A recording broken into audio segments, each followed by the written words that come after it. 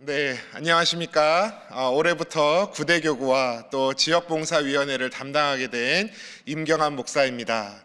우리 새해에도 하나님의 은혜와 평강이 우리 신일의 성도님들께 가득하기를 또 기도하며 또 섬기며 나아가는 목사 되도록 하겠습니다. 이제 말씀과 함께 75쪽의 본문을 제가 읽도록 하겠습니다. 13, 14장에 있었던 이스라엘의 반역에 대한 하나님의 처방이 15장부터 시작됩니다. 하나님은 무너진 지도력을 다시 세우는 일에 힘을 기울이시며 약속의 땅에서 누릴 생명을 다짐하는 규정을 여러 가지로 지시하십니다. 이스라엘이 어떻게 해야 약속의 땅에서 하나님이 주신 선물을 잘 간수할 수 있을지를 알려주십니다. 주로 하나님께 드리는 제물에 관한 규정이 많습니다. 그 와중에 안식일을 범하여 나무를 하던 사람을 붙잡게 됩니다.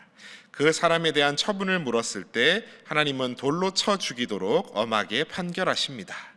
이 일후에 하나님은 옷자락에 술을 다는 규정을 알려주십니다. 모든 백성들이 그들의 옷자락에 달아야 하는 이 술은 이 장식을 볼 때마다 하나님의 계명과 말씀을 언제나 기억하라는 강조의 의미였습니다.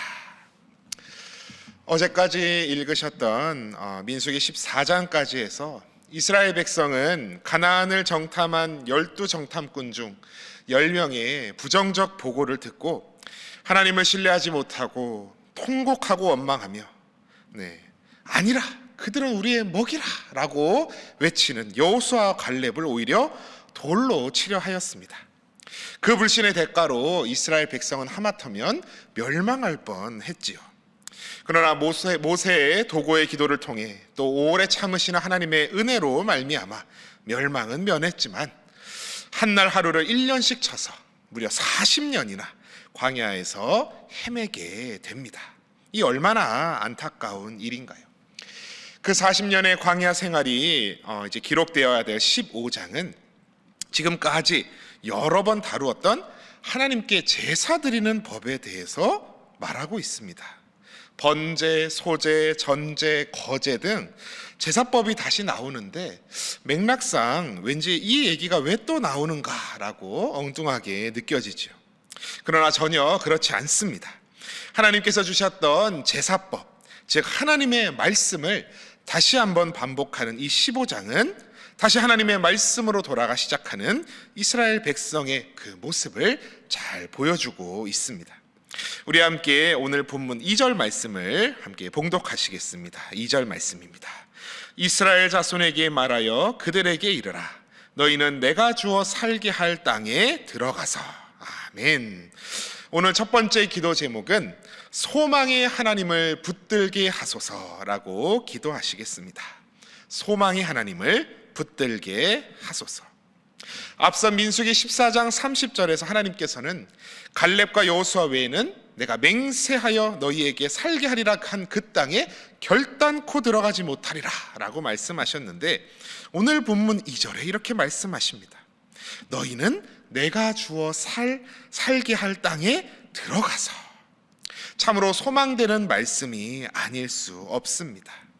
정말 하나님의 말씀에 불순종하여 40년의 시간을 광야에서 보내게 된, 절망적인 시간을 보내게 된 이 백성.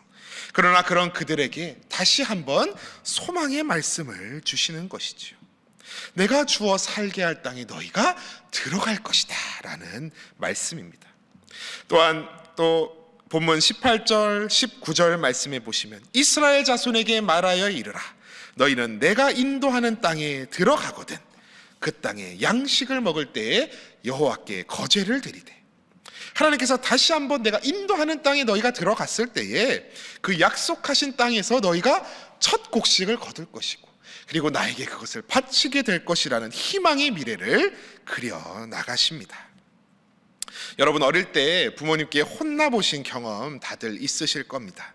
부모가 아이를 왜 혼내게 됩니까? 그 아이가 미워 죽겠어서 그 아이가 잘못되라고 혼나는 사람은 참 부모가 아니지요. 그 아이가 그래도 바른 길 가라고 옳은 길 가라고 혼내게 되는 것입니다. 너 그렇게 할 거면 차라리 공부하지 마. 너 그렇게 할 거면 차라리 하지 마 라고 속상해서 외쳐도 그게 정말로 공부하지 말라는 심정이 아니지요.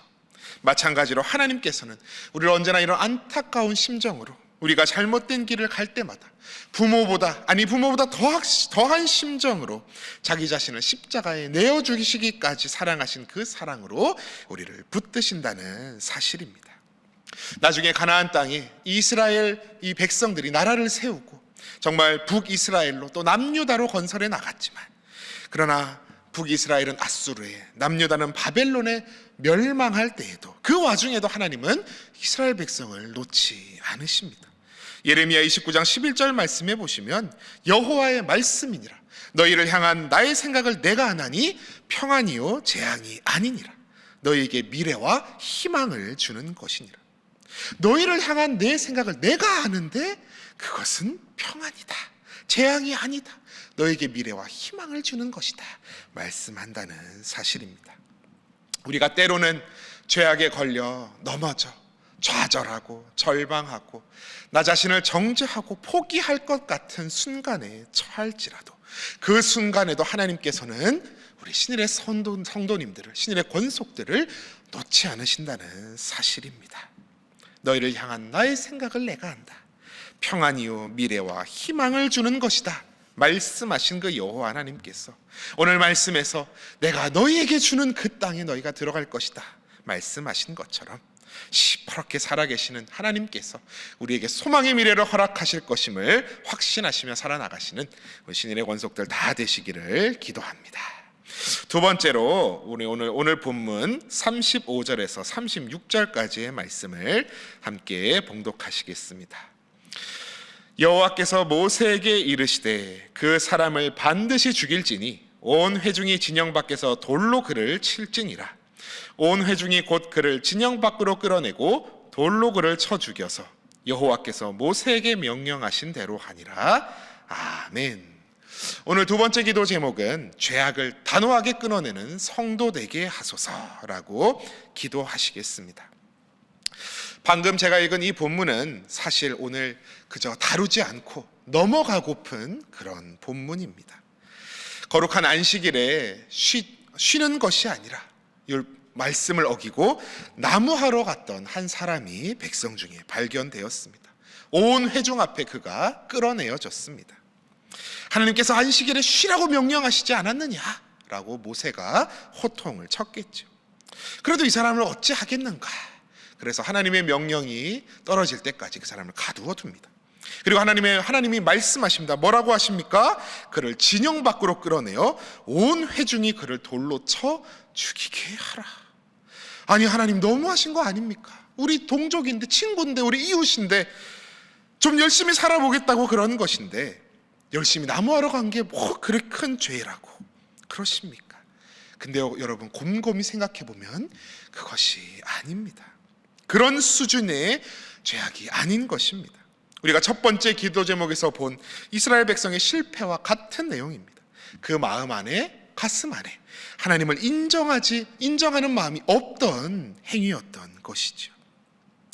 하나님께서 10계명의 4계명으로 너희는 안식일을 기억하여 거룩하게 지키라는 말씀을 주셨습니다. 열심히 일하다가 하루 놀면 월급 받는 직장인들이야 좋다고 하겠지요.